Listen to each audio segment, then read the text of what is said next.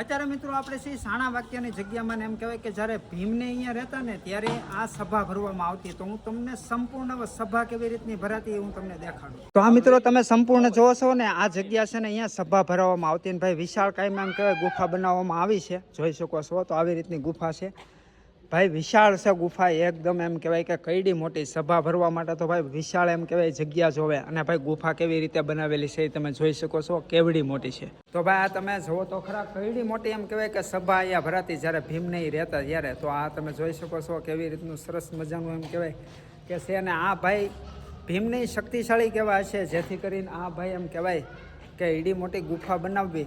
આ જુઓ તો ખરા ઊંચી કેટલી છે તમે જુઓ. આ બીમ ટાઈપ છે, આ બીમ તૂટી ગયા છે, બાકી અમુક અમુક બીમ છે આ જગ્યા ઉપર છે અને એક આ જગ્યા ઉપર છે. તો આવી રીતે છે જુઓ, ઘણા ખરા બીમ તૂટી ગયા છે. અને ભાઈ ગુફા જે એમ કહેવાય કે કેટલાય વર્ષ પહેલાંની છે અને છતાં અડીખમ ઊભી છે, જોઈ શકો છો.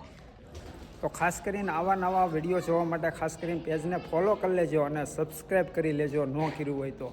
તો હાલો એક અમેઝિંગ વિડીયો સાથે મળીશું. ત્યાં સુધી બધાને બાય બાય, જય હિન્દ, આવજો.